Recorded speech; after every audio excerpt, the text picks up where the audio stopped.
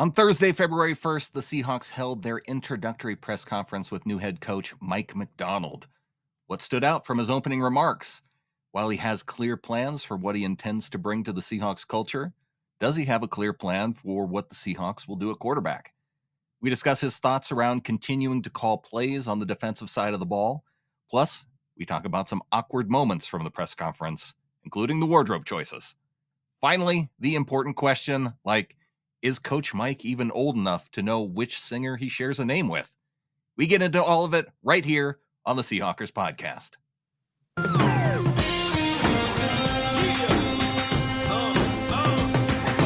This is the Seahawkers podcast. I'm Brandon Schultz, and I am joined by my good buddy Adam Emmert. I am also joined by my good buddy Clinton Bonner, who is here after the reaction, or we did the reaction yesterday to the announcement of our new head coach. Clinton didn't get to join us, but here he is. We want to get into the press conference and what we heard out of our new head coach, Mike Macdonald. But Clinton, I want to get your reaction because I heard your initial reaction because you called me on the phone, as soon as I saw the tweet. But I want to hear, it to the world right now. To the world. Yeah. To everybody. So I'm in the limousine as this is the Seahawkers podcast limo after the off season was over. So we could put the 3D printer down and take that because we leased that. Really, we didn't want to tell the world, Brandon. We leased that because it's tough to buy nowadays, right? So with interest rates and everything. So we put the money into the Seahawkers pod limousine. I'm in the 88 Continental. I'm just back from SeaTac myself. Brandon, Adam, I am fired up about this. And there's one very simple reason. It's because the biggest issue we had was on defense. This guy's a defensive genius. He does things. The league's got to go chase us now. There were some interesting things that came up even in the very beginning of that press conference today that kind of hinted at that. I know we're going to talk about it, but overall, I am very fired up. I think we absolutely nailed this part of it. Let's see how it goes from here. There's no guarantees, right? That's how life goes. But I love the hiring. I am fired up for Macdonald. It does feel like they nailed it, especially after hearing some of the opening remarks. There was that little bit of worry, and I mean, not a ton of worry because we've seen Mike Macdonald speak in press conferences before as a coordinator, but we've also seen guys who get into that moment, and the moment seems a little bit too big for them. Maybe there were some moments that we could critique, but for the most part, I thought Macdonald he nailed the press conference for the most part. Adam? Yeah, he really did. Composed, professional, even keel. That's basically what I got out of Mike Macdonald in this press conference. And really, I didn't expect to get any nuggets out of this. And I'd be like, oh yeah, this is where we're going to do. This is what we're going to do. This is where we're going. All that stuff. It was all platitudes. It was all the same stuff that everybody says. All I was really looking for was for Mike Macdonald to not catfish the bed in his press conference and have an Adam Gase moment or, Sirianni moment or Jonathan Gase, all that stuff, right? I just not that. He easily passed that bar. And now we get to see what he actually does. And that will be the exciting part. And I think he's got a nice vision for the team. I am a little bit disappointed, though, and I don't know if you guys remember the scene in The 40-Year-Old Virgin where he goes where Jane Lynch has the whole wall of TVs with Mike Macdonald playing on a loop. And he comes up to her and says, today's the day I tell you that this essentially has to stop. I thought that as I saw the welcome video of Mike Macdonald coming through the doors of the facility there at the VMAC, I thought it would have been cool to recreate that and have, Mike Macdonald of the Doobie Brothers playing on all the screens as he walked in and just to have a little goof on him, but maybe a fail on the part of Jody Allen. A big swing, a little bit of a miss right there to not be playing some of the classics, right? A little, even if he's rolling in with a little, I keep forgetting, that'd be fun. That'd be a fun thing to have. But on the important side, I do think, guys, there Adam's was not entertained by this discussion. No, and I'll tell you what, because you guys are both way off the mark here. He's 36 years old. He doesn't know who the hell the Doobie brothers are. We didn't hire Pete Carroll back. We're not playing, 50s gold I station guarantee over you the his field. mom and dad played the Doobie brothers. Fine. He's I perfectly in that age group. Good Lord, people. I absolutely guarantee you that our Mike Macdonald knows exactly who the Mike Macdonald is, the other Mike Macdonald. I know he knows that dude. And I think this actually goes into a little bit of like, who is this guy? Like, because I think, we shall discuss, but Pete Carroll, he ain't. So if we were looking, if we were like, hey, we're going to keep the culture, we're going to really focus on that culture. I got a couple of things to say about that, because where I work inside big companies, and I know corporate speak, and I also know when people really, really dive into it and say they really love culture and they make that a part of their fabric. And then I know folks who kind of nod and say things about culture that they have to say, but they're really just focused on results. And I think, and guys, I'm going to break this to you. If you think this dude's more like Pete Carroll or more like Jim Harbaugh, I got news for you. He's a lot more like Jim Harbaugh, and he's our coach now. Yes, and I think that can be okay too, because I think that you can recognize that there are important cultural pieces that are in place, but still instill some of the values that you find important within the culture that you want to build. But it's not talking about, I was just happy to hear, I go back to Jim Mora Jr. I didn't want to hear him talk about how things need to change. Or it's more of a, I want to bring my part to it, recognizing that Pete is different than I am, and I'm going to be authentic to me. That was the important thing that I heard. I also have to agree with Ryan 911 here. I think McDonald's Field might be a good way to go now. Absolutely freaking not. We are not going to be the value meal field. Okay. Like, we're not doing that. We're not, they'll be like, hey, where are you going to play? We're going to go play at the number 6 without pickles this week. No, absolutely not. No. Michael Mathis coming in with the $9.99 super chat. I'm excited to see how Mike builds this team. I'm even curious to see if he'll see value in players like Mike Morris or Jarek Reed. He also needs to #establish the Bobo. he will. Bobo's a good player, and Bobo will find time on the field and find more time on the field, right? I have no. I thought Bobo had a great rookie year for where he came from. Only up, just things looking up for Bobo. So I think he absolutely will. The parts about Mike Morris and Jarek Reed, like, well, heck yeah, right? I mean, like Mike Morris, we didn't get to see. However, I mean, he knows the dude. He saw the hug he gave that guy when he walked into the room, right? He literally coached him, and Mike Morris is a physical specimen, like a different type of player who might be good. We don't know. We kind of got red shirt here. We just don't know what's up. Jarek Reed, to me, when the whole season ended, I felt like the most robbed of that we didn't get him, because if he was healthy, with everything that happened with Adams and everything else, we would have gotten like a healthy dose of Reed. And from what we saw, at least on special teams, like he brought his hat, and did his assignment, right? That was another big thing that I really thought was interesting, guys, was in the press conference, he talked about, look, I'm not into freelance football. He's not into people freelancing. It's like, no, a little bit of, he didn't say it, but a little Belichickian, right? Of like, hey, do your job. Know what your role is. Trust the person next to you that they'll know, and they'll be accountable and responsible, and do your job and don't go freelancing. I thought that was a really interesting thing. And I think like a Jarek Reed could come in and do a job next year. So just to answer Michael's part there, I think he's, I think it's a cool question, but I think Jarek Reed's going to be a big player. I hope. Adam, what do you think, dude? Sure. Maybe we didn't see enough of Jarek Reed to be like, oh yeah, for sure. That's somebody that Mike, because it's not Coach Mac, it's not Coach Mike, it's just Mike. He made that clear. If he's a player that Mike can work with and has the traits and everything that he's looking for, I think it's wild speculation. Who the hell knows? And I think one of the things I took away from this press conference is I couldn't take away much from the press conference, because I could sit and listen to a Pete press conference and parse out Pete and, get all the subtleties and the subtext and all the things that he's trying to get across in that press conference. I can't do that at all yet with Mike Macdonald in any way, shape, or form.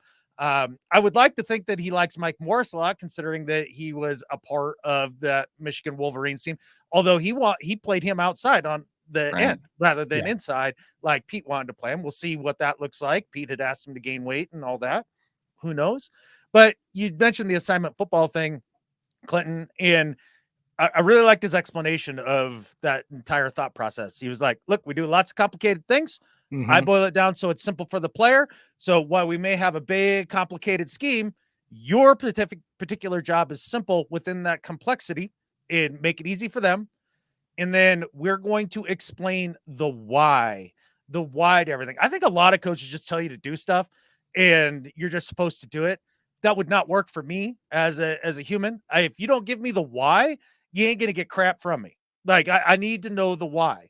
And once they know that and they really understand what you're going for, that's how guys can stay on assignment and really play quick and aggressive, just like Mike Macdonald likes. That part fired me up. Yeah, the calmness, the sense that you get, the seriousness you liken him to. I'm not sure which Harbaugh, but either one, I suppose. Maybe you get the less awkward version of Jim, which might already be John anyway.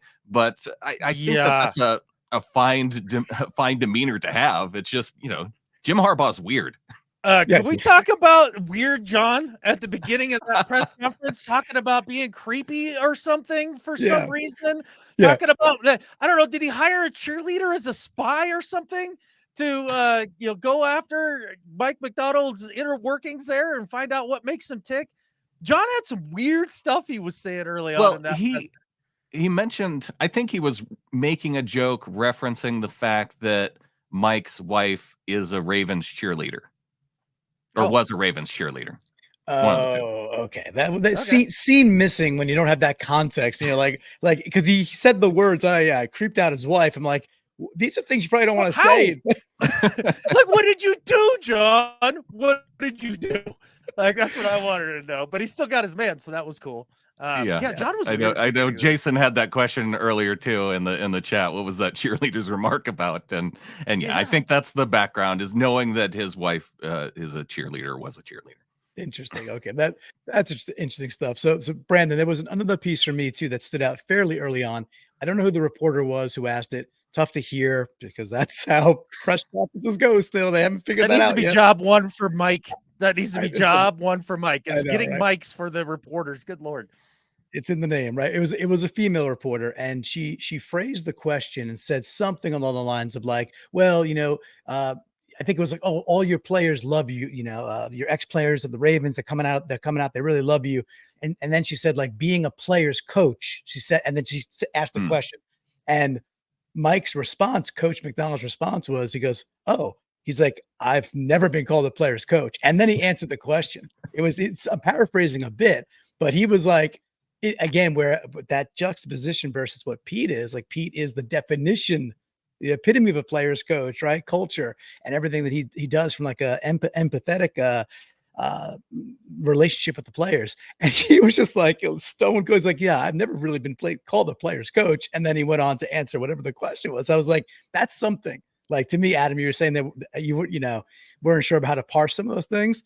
Some of those things were him just putting the chips on the table, be like, no, I'm not that way. Like, it's not going to be this thing where maybe the players love me on that level, or for reasons that are, not natural to him. But he did talk about connecting with the players, and the way that you make that connection is by making sure that they know how to do their job and do it well, and putting them in positions to be successful. And I think that is the connection that I think that those players are responding to. That I agree. Brings up that level of respect. Oh, I agree. He gets back to that in that way. It's just a different way than Coach Carroll went about it for basically the time when he went to USC onward, when he made that switch in his career that he talked about, right? Yeah, I don't know that it's that different. What I heard out of Mike was that he talked a lot about relationships, and not just relationships with staff and all that, but relationships with the players, and that it's all about the players. Like they talked about that multiple times. There's a reason why all his players are gushing about him from Baltimore. He creates relationships and cares about his players genuinely. And that's not a far cry from Pete Carroll. Now, will there be a little bit more tough love than just rah-rah positivity? Yeah, it seems so that way. But when John said he wanted to keep a part of the culture, I definitely feel like there's a lot about Mike here that fits in with that he can build upon or take little nuggets from the culture that Pete left behind and twist it to make it his own. Because the other thing he made clear is like, look, man, there's one Pete Carroll and he's awesome. I'm just gonna be me, man, and not really worry about it. And his self-confidence was something that even Britt, like just hearing it as she was walking around the house doing some stuff as I was listening to the presser, was like, damn, that guy's confident. And it really came across. You definitely got that sense. And there is a culture component to it too that I think ties in with both of them I want to get to, but I also want to get to our Ryan 911's 999 super chat says, new coach, new all ash and green uniform rumors. How are we feeling? I thought the new uniform rumors were that the color tweaks are coming to try and tie it more back to the throwback style colors. And that's what we might be seeing with the new uniforms. That's what I heard too. I've heard the opposite, that the action green would not be a featured color potentially. These are things that are happening on Reddit, which whatever Adam thinks of Twitter, then there's Reddit. So I'm not, maybe Reddit matters more. Maybe it's like more like the National Enquirer, where it actually gets some things right every now and again. But yeah, I like action green. I actually do, but I'm fine if it goes away. It's no big deal to me. I like the old school colors. They look beautiful this year. That entire getup looked beautiful. And thank you, Ryan, by the way, for doing everything you do every time we're on here. Action green is an accent. It's an accent. It can't be the primary color on anything. Please, God, just let that go away. Except for my limo. It's fun. Action green is fun. Those of us who like football to be fun, it can be fun. So yeah, I'm with Amy. Screw you guys that don't like action green. Fun doesn't always have to be ugly, Brandon. Like it can be, good looking, like maybe the throwback unis. I don't know. I like ugly sweater season in around Christmas. Like that's fun too. So ugly can be fun, and action green can be whatever you choose it to be. If it's ugly for you, you know what I choose it to be? I choose it to be the uniform that ended Camp Chancellor's career and Earl Thomas's career. Like, or not Earl Thomas, but Richard Sherman's career, like with the Seahawks. That's what action green means to me. Mr. Phil coming in. You can relate with genuine care and still not be a quote unquote player's coach, someone who lets players nearly run the asylum. And I don't know, maybe we started to see it move into that toward the end. I know a lot of people pointed to the cigars in the locker room thing toward the end of the season, and maybe some of the other things that were going on in the locker room that we didn't see but were referenced. But the culture component that I think ties in really well with what Pete really tried to convey was the teaching component, and how coaches are really, it's not so much about it. And we heard this from Mike in several of his commentaries, because he also did several radio interviews in addition to the press conference.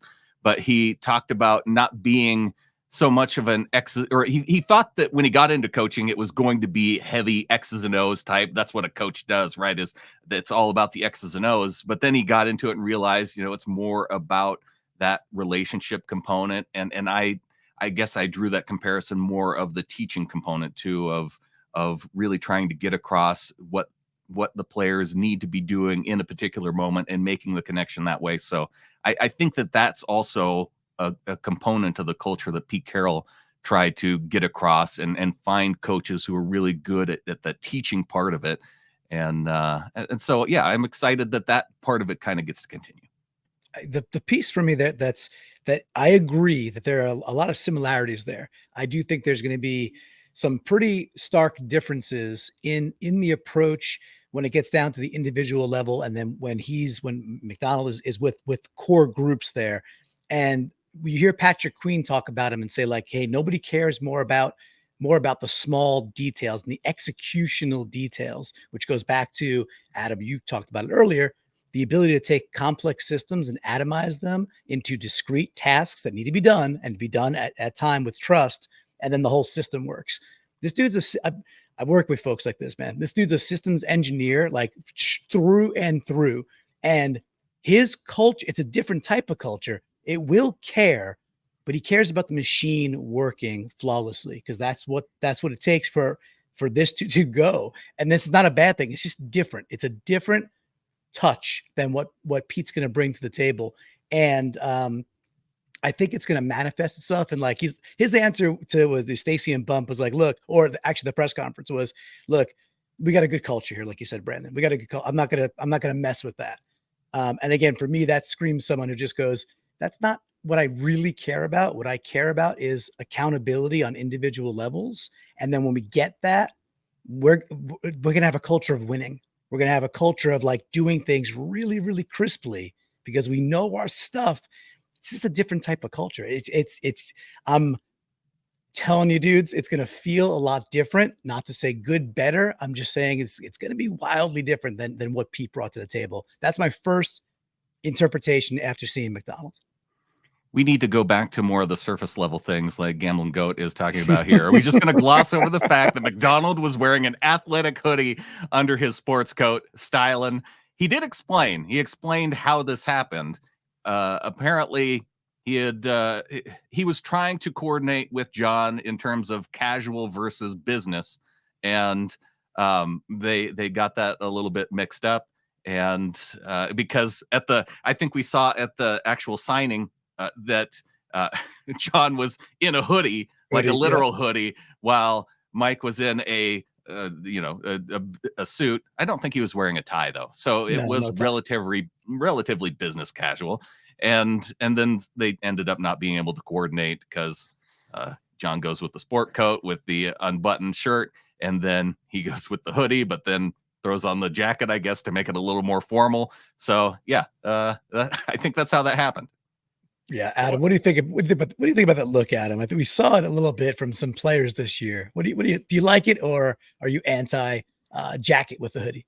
Okay, well, the last coach to be famous for a hoodie was a pretty darn good one. So I'm excited about that. That seems to bode well. Secondly, the jacket hoodie combination. Look, there's one thing that is just completely unnecessary in that combination, and that's the stupid jacket. I do not understand suit jackets. They make no sense to me. They're not particularly warm. Like, what in the world is the point of a suit jacket? It's fancy for fancy's sake. It's stupid. He should have just gone with the hoodie, and it might have even been better. But it also kind of points to a little bit of that whole youth movement thing as well, which, that's what they're looking for. They're looking for a change. And, Clinton, you were talking about the culture being radically different. I really don't see it that way. I think it's going to be maybe like 30-40% of the same, another 20 or 30% that's tweaked a little bit, and then the last remaining bit there being like, oh, that's quite a bit different. I think it's going to be sterner, but in terms of just when I heard Mike talk about networking and what that was like for him, and what types of things he's looking for, or John was talking about the type of networker that Mike was in relationships and all of that stuff. That's all fundamental Seahawks stuff that's been in the culture ever since Pete Carroll arrived. And I think that that will continue on as well. I don't see it as being a radical departure. And time will tell for sure. And that's just an interpretation, right? And it's a heavy bias from my experience in corporate world. And I can parse out different folks, I think, fairly easily at this point. And and I think they are both valuable is the whole thing. And they both can lead very successfully. Pete's done it, and now Macdonald will get a chance to do it his way. I do want to say with the hoodie jacket, there's two things. The hoodie jacket, Andrew Whitworth rocked that all year long on Thursday Night Football. Like, that was his thing. And okay, he looks good. He fills it out. He looks pretty good. Looks comfy. To your comment about the suit jacket in general, like, why? It's military, man. It's like young men get out of the military. What do? You put them in a suit. A suit is it's a uniform, right? And it's corporate trying to make you look the same, right? This goes back to the whole thing of like 20s, 30s, the industrial. It's just to make people look the same, Adam. So it's not for warmth. Okay. It is to put them in a uniform way. That's where it comes from. It comes from the military, right? So double girl roast. That's all I got to say about that. But that's where it comes from. You wanted the answer, and that's not for warmth. You're right.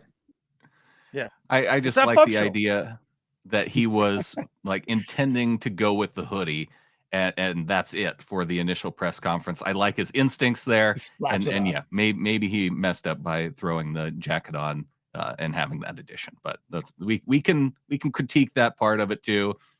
Still the most handsome coach in the NFC West, Brandon. He's still the most handsome coach in the NFC West. We nailed it there. We did nail it there, so that's important. And because I think maybe if they had gone Ben Johnson, they'd still be in that running. But after that, it was pretty stark drop off. At least there would be a competition. Now there's no competition. Yeah, and also in the jacked category, I saw that earlier too. I forgot who put it on screen, but now McVay versus Macdonald. I don't know. They're both pretty. They're both pretty goosed a little bit. So that'd be interesting to see who could put up 225. If you wanted to beat McVay in a fight, you just rub your hand on the top of his head and smear the hair gel in his eyes, and you could be able to take him out in a second. There was a comment in the chat that I did want to get to about because there is some concern around the risk of hiring a young coach and seeing massive success. And I can think of a couple names in terms of coaches that got in at a young age and then continued to have sustained success throughout their NFL career. The couple names that come to mind: Sean McVay, obviously, the guy in our division. Crazy that he's just 37. So he, even though as long as he's been in our division, he's still on the younger side of 40. And now Macdonald, the youngest coach. Mike Tomlin, another Mike, who came in, relatively young guy, and has continued to have success in Pittsburgh. And I'm sure you guys probably can. There's probably others that I'm just not thinking of, but I think it's possible, but it is a risk, right? Yeah, I sure it's a risk.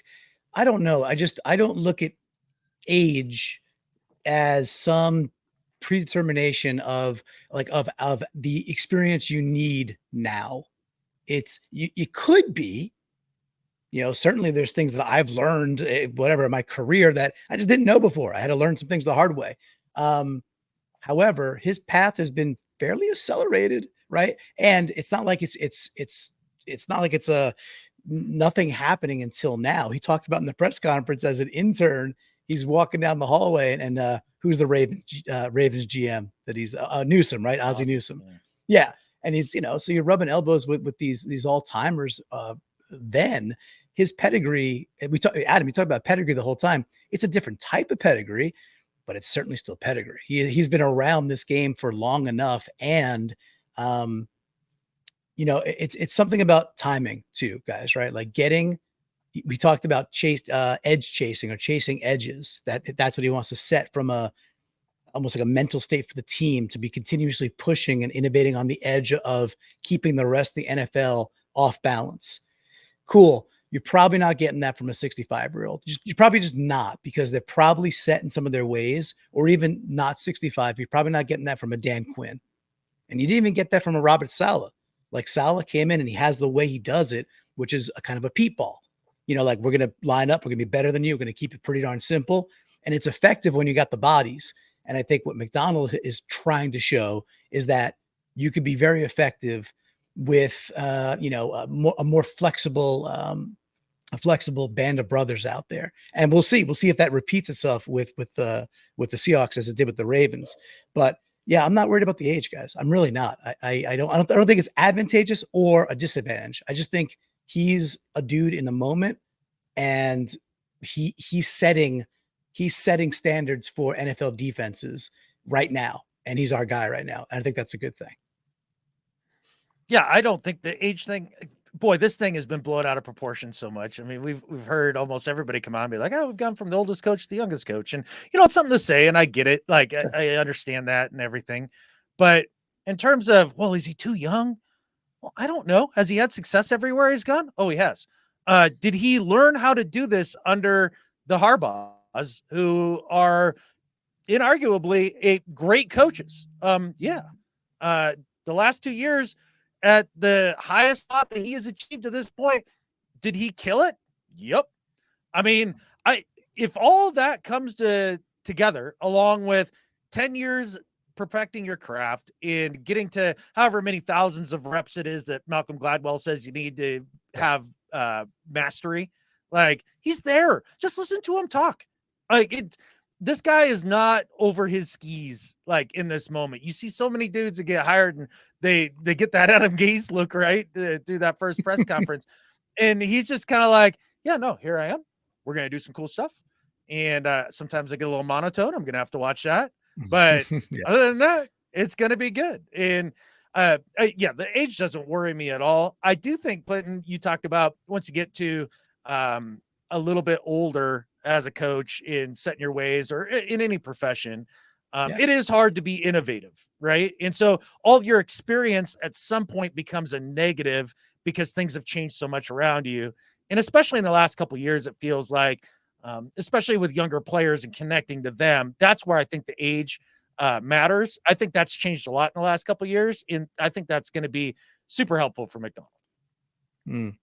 And I don't know if the truth is, I know it saying Mike isn't too young, he has too little experience. And I guess I have to question, at what point do you know that you've had enough experience then to run an organization? Like, how he's obviously been a coordinator now at a couple of years at the NFL level. He was a coordinator at the college level. So he's had experience and he's had success over these last 4 years.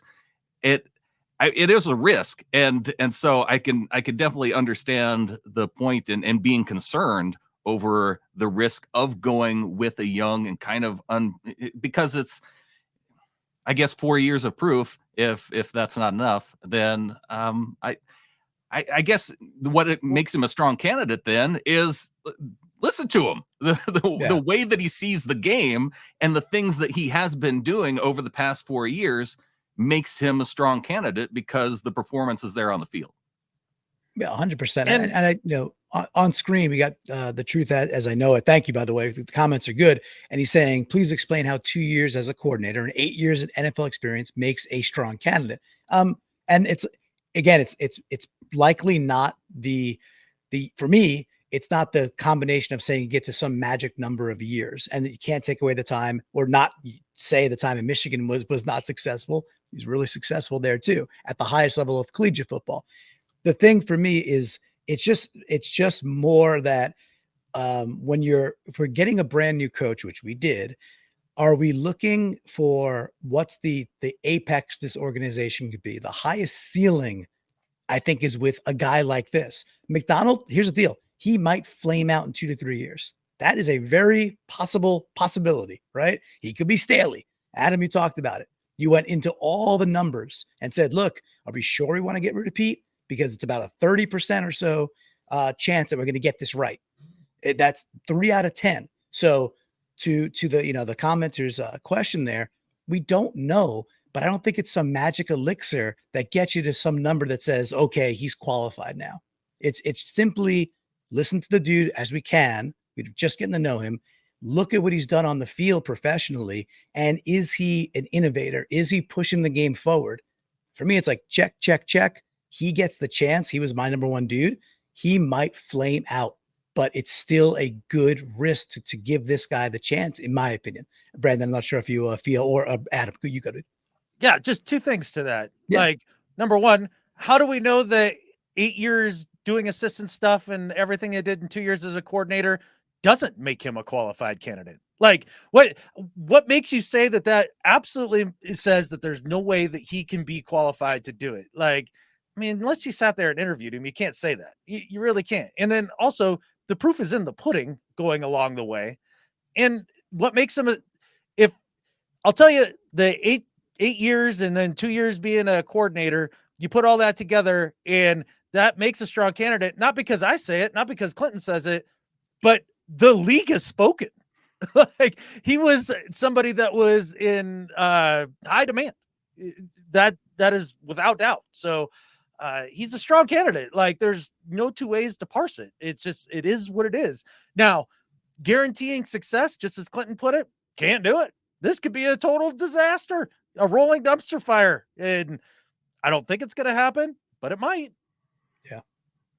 The potential is there. And if you were to go ahead and try and predict right now what's going to happen next season, there's no way to know because there's still so much information that we're going to gain over these, well, for the next couple of weeks, once we know who some of the coordinators might be. I know one of them that we talked about last night, the linebackers coach for the Ravens, he was elevated to the defensive coordinator for the Ravens. So he's off the board. Ejiro Evero, who I was hyping up last night, sounds like he's wanted back at the Panthers, coaching under Canales, who also had his press conference earlier today.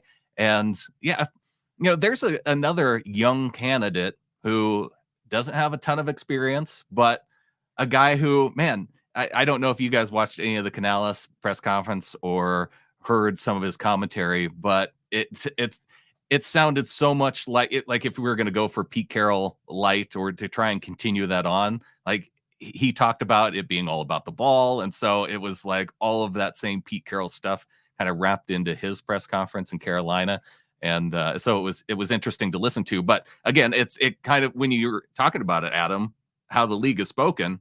Yeah. Canales, not a lot of experience, 1 year as OC. And here he is, he's getting to run the show. With another, former Seahawk in Dan Morgan, who came up through the under John Schneider, but also played in the NFL, and they're going to run the show there in Carolina. So, yeah, it is interesting just the way the league is kind of shifting. Yeah. So first off, with Canales, like we always have to call him Canales, like Canales. I thought it was Canales. Canales, Canales was a couple years ago, but I think I've shifted to Canales. But now that's a candidate where you look at it where I would agree with people being like, whew, that doesn't seem like a lot of experience. Like Mike was a defensive coordinator at Michigan. He was a defensive coordinator for 2 years for the Ravens. The Canales had a cup of coffee in Tampa with some decent skill position. Good cup though. Good cup though. He was good with Geno. He got Geno doing real well, and then he got the best of Baker Mayfield. So just playing devil's advocate again. It's a year, but I think Canales is a good coach. But we should. But your point is. Right. I think that's a good one to point at it. Like it's even less time at that high level. Right. So. Yeah. That feels like the line there, right? If you've only done the job before the next one you're about to get for 1 year, that's tough. Yeah. And the truth is, I know coming back in, I'm not saying Macdonald isn't qualified. I'm saying he has giant question marks. And I think that's fair. I think that's one of the things that we talked about last night too, just in terms of guys who have won the Super Bowl versus those that haven't. But when now the league is trending toward all these young guys, we're going to start to see a lot more younger guys, I think, who are winning the Super Bowl because that's who's going to be in the playoffs generally. And I think it's the way it's trending. Did I hear today correctly? Was it in the presser or did I see it somewhere else that Macdonald is going to call the defensive plays? Yeah. Was that in the presser too? Yes. Okay. Cause I think that's awesome. It's what you would, because for me, it's like what you would expect out of an offensive coach, right? If you got Ben Johnson as a head coach, you'd expect he would just call the plays, right? That's what the expectation. I don't know about you guys. I didn't expect that with a head coach who's a DC. I don't know why, probably just some bias floating around, but is that the norm for these DCs coming over? Or is that, is this a bit out of the norm? I'm not really up to speed on that. I think it probably depends on the coach because even in the press conference, he explained, as of right now, well, one, he doesn't have a defensive coordinator on the staff. So he talked about it saying that I intend to call the plays or plan to call the plays. And then once I have a guy who is here that I know who can take on that duty and we are in sync and is that sort of guy, then I can focus more on the head coaching and because I am the head coach of the team. Yeah. But for now, the plan is that he's going to be calling the defense. So what do we think I think makes sense. Yeah. No, but do we like that? Do you like that? Or would you rather have him bring in a DC sooner that he feels he could pass it to even year one? Did you just Kirk Cousins me? Yeah, I like that. I do. I do like that. Look, you're going to hire a guy who's a guru on one side of the ball or the other. Like, take care of that side of the ball, man. D'Amico Ryans did it last year down here in Texas or in Houston and found himself a good OC to handle that side of things. I like that. And to Brandon's point, he did kind of say, look, I'm probably going to call him, but if I bring in a dude that I like and that I know can do it, then I'll let him take care of it. So one of the things that I took away from a lot of what Mike said is that he's not super stuck on any one way. He's more results driven in whatever process it takes to get to that result. Screw it. He's in. And I like that a lot. Right, because they talked about running the football and how Yeah. trying to get into percentages or that sort of thing, and he did really dial it in and say that it's more about the results and the situation, and because a lot of people point to his pass rushing stats and want to say, oh, you need a blitz this many times, and he's I think he goes more toward that, the being looking at it in a very situational way. Yeah, that all makes sense to me. I agree too. And I guess one other piece that stood out for me too was just I've heard different people react to the way he reacted to the Geno question, and I've heard different like, oh, that was he was flippant. That was he didn't, or no, he recognized them exactly the way you should. And I just want to see where you guys, because that is our quarterback. He's on a team friendly deal. I have a certain opinion of that answer, but maybe Brandon, when you heard him answer the question about Geno, did it move you one way or the other or alarm you? It didn't. It only struck me as a guy who knew the quarterbacks who were currently on the team. And other than that, he recognized that Geno was at the Pro Bowl, which was great. He brought up Drew's name right after that. And I thought, okay, well, that's fine, because Drew's also currently on the team. Yes, he's going to be a free agent, and we don't know the status, but he sounded like he had a lot of respect for Moore. I thought in the interviews that he did on the radio, he spoke highly of Geno and in terms of the preparation for him. He recognized the respect that Geno draws from his teammates. And I think that that's about as far as I got with it. But I also got the sense that he's probably open to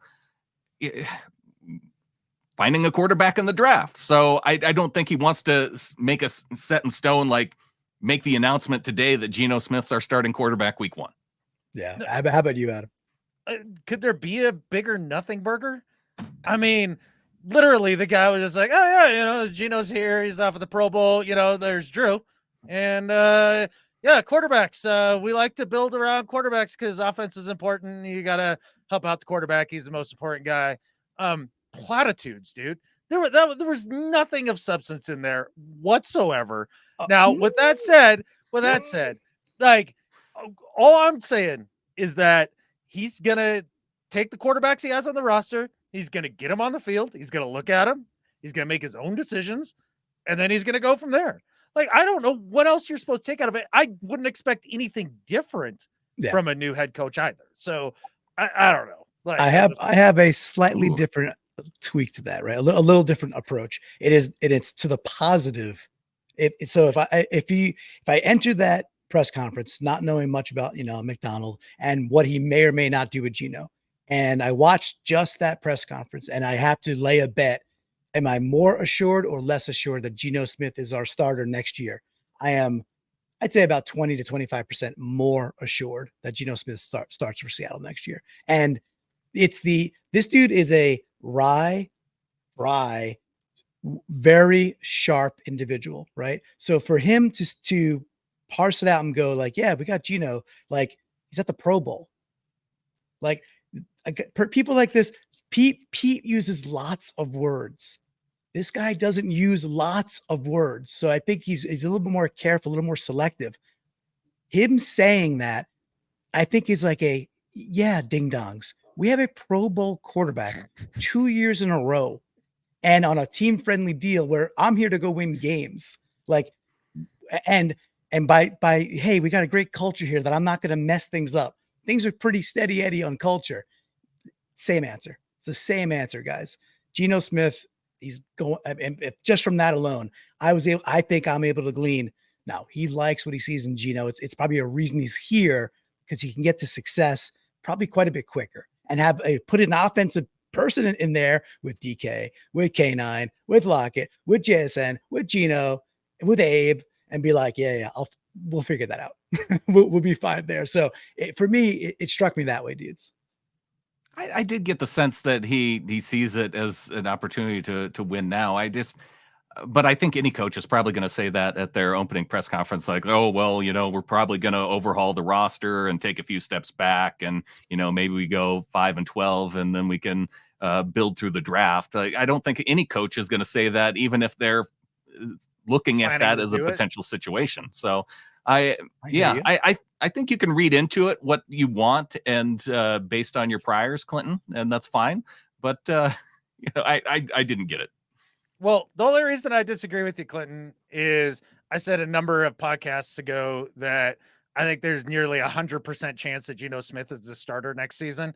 So I can't get 25% more assured because I'm already there. Look, Geno Smith at worst is an excellent bridge quarterback. If you were going to go and get one of these guys in this draft and haven't just barely started looking at these college QBs that are coming out this year, this could be 4, 5, 6 dudes deep that are legit first round talents, unlike say last year where there was one. And that that's why I was so against going after quarterbacks last year, unless it was Stroud. I mean, I said that from the start. This year it looks a lot different. And with that grouping of dudes, you can move up from where are they now 16 in the first round. Is that what it is? Yeah. Right. You don't have to get to 3. You can maybe only have to get to 11. Or whatever it is. I haven't looked at the board and all that nonsense yet because it's annoying. But at the end of the day, they can take Geno and at the very least, make him a bridge quarterback, keep some stability on the on the other side of the football there. Where I guess the one thing to Ryan's point. Yeah, Adam's chuckling at the comment that says, "Wait, Adam guaranteed another season of Pete too. Now I'm worried about Geno." Yeah. They could trade Geno. That's about the only way that I see that they don't go this season with Geno. But man, keep him around. Tutor the young buck, man, like for a year. Do the Alex Smith thing with the Mahomes. Like I just think he's the perfect dude for that. And if you can't get that quarterback, then he's the perfect dude to potentially take you to the Super Bowl anyways. Yeah, I agree. Yeah, Brandon. So that was it for me, guys. I don't know that there was much more to glean from that, but I thought there were some nuggets. I think this dude's I think he's a serious individual. That's what I think we got. I think we got a very serious individual who will connect with players in a different way than Pete did. And again, it's okay. I think it'll be a net positive. And frankly, I'm just excited to see this brand of football. I know we have the whole off season. I know we got the draft and we got to fix some things. We're going to have gaps, free agency, everything. It's going to be a fun offseason though, dudes. It's going to be learning about the Senior Bowl, learning about the Shrine Bowl, then getting into all the picks and having EJ on the pod, Brandon and others.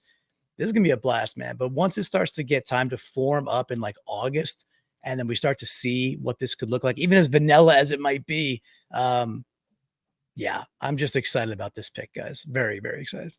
It's going to be fun. It's going to be different. And I think that there are still things that I'm waiting for, because there could be some things that end up infuriating us even before the next couple of weeks pass, because there are decisions that have to be made, and they could be good decisions. They could be bad decisions. And the bummer is that we won't know for many, many months. Yeah, we got a little time. Hey, so we failed to remind any new folks, but maybe what they should be doing before we. Probably my bad because my internet just decided to die as soon as I got on from the limousine. But Brandon, should we tell folks what to do? Yeah, if you're just tuning in for the first time, be sure to subscribe to the show out on YouTube if you haven't already.